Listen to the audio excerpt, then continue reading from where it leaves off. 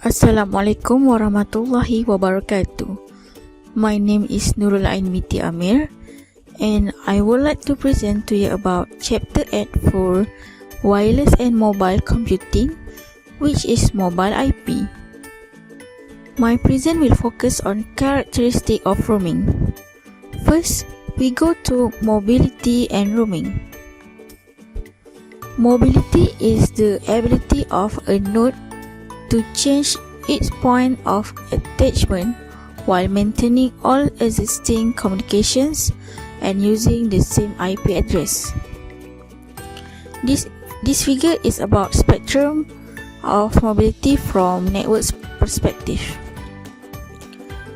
We can see that from no mobility until high mobility. Okay, for the no mobility, we can see the mobile wireless user using the same access point.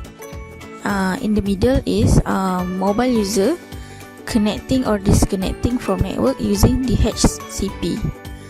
For the high mobility, mobile user passing through multiple access point while maintaining ongoing connection like cell phone. Okay, next we move to the next slide, which is about roaming. Roaming is the ability to move from place to place and stay on the network. Some of ideas behind using a wireless network is that the client is not restricted to being stationary. As the client physically get closer to another access point, the signal strength from the first will drop while the signal strength from other will increase. At one point, the signal strength of the two will be equal, but then the other will have the strongest signal and the client should roam to the next access point. We will focus on the characteristic of the roaming. We have two types of roaming, which is seamless roaming and nomadic roaming. Okay, for the seamless roaming, the application requires constant network connectivity during the roaming process. Roaming between cellular base station as you move. Seamless roaming also uninterrupted and always on.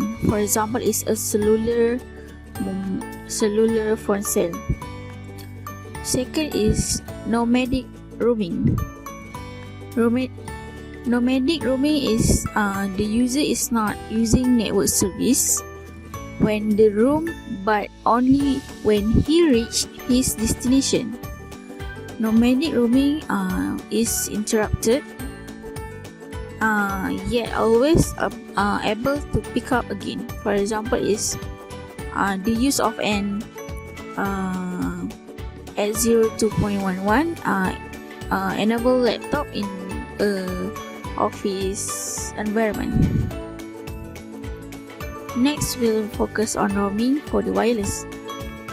Okay, roaming is the part of the wireless set of standard 802.11, especially 802.11r, which is fast basic service set BSS transition.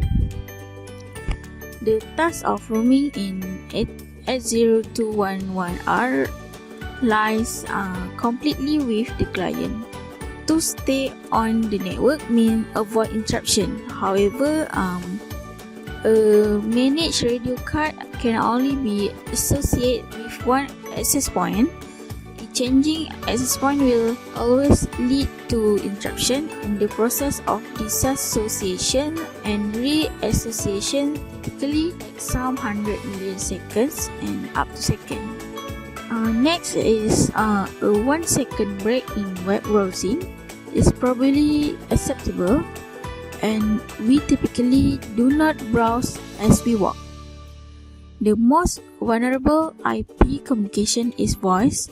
We often speak as we go, and everything is over 500 milliseconds is felt as delay. as a client can only be associated with one address, with one access point. At a time, managed roaming would mean to either have the access point talk to other access points, for example WDS, or having a managing system behind the access points talk to all access points. For the wireless roaming, remember that 802.11 live on layer 1 or layer 2. It does not know about TCP, IP, UDP or others. The roaming domain of 802.11 wireless is the ESSID. As long as clients are in the same SSID, they can broadcast and roam. Okay, we continue with the nature of roaming in 802.11. 802.11 roaming is known as break before make, hard handoff. A station could associate to a new access point before disassociating from the old access point. This is because to ensure a loop-free topology, introducing the possibility for data loss during roaming and facilitating a simpler MAC protocol and radio. Second is a MAC before break architecture would necessitate an algorithm to resolve any potential loops, adding overhead to the MAC code. To the MAC protocol, and the client radio would have to be capable of listening. Next is for the roaming duration. Roaming duration is the time it takes for roaming to complete. The cumulative duration of the following processes equates the roaming duration.